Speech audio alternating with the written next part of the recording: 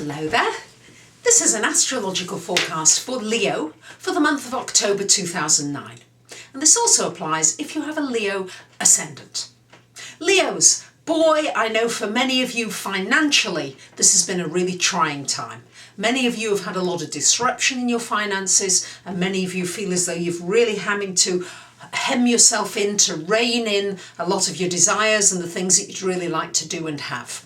I know that. Now, against that backdrop, this month is going to be very much a focus of shining your light on learning new things, learning new skills, being ready maybe to go back to school or to study something different or to study something you really enjoy. With Venus in that third house, Sun for much of the month and Mercury for much of the month, it's a great time to really look around you, to look around your environment and see where there might be a need, where there might be something that you could create because you're extremely creative, Leo. You're one of the most creative signs, that you could fill a gap, that you could fill something where you could create some more money for yourself. But it's very much a time to connect a bit more with people around you in your neighbourhood and to make sure that the environment around you is nourishing, is uplifting. And if it's not, then it's time to make some changes because you do get affected by your environment, and it's important that you feel as though you're valued and you're appreciated for all the wonderful things that you do, Leo. So as well, for the first couple of weeks of the month, we've got Mars in your 12th house. So this is very much a time when you're going to feel as though your energy perhaps is a little more introverted, where you may feel a little quieter in some ways, need to be quiet and need to just cut off the noise and the hustle bustle of the world and just have some peace and some time out, maybe just to read or just to watch a movie or just to do something quiet and more peaceful.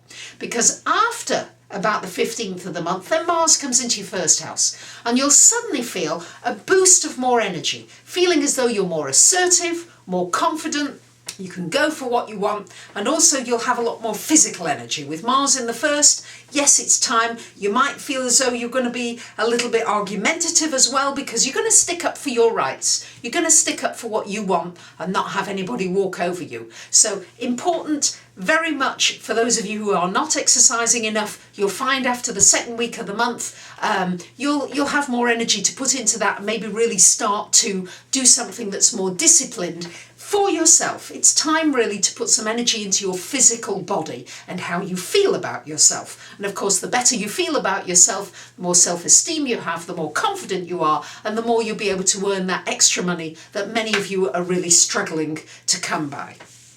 We've still got these 3 planets in your second, so yes, you are finding that you're having to give up some of your pleasures, some of the things that you enjoy, and in order just to stay afloat. And that will continue now probably for another month yet, but as long as you stay focused, as long as you keep yourself more disciplined with what you're spending and what's going out and try to pay down any loans if you do have loans, that will be very helpful for you.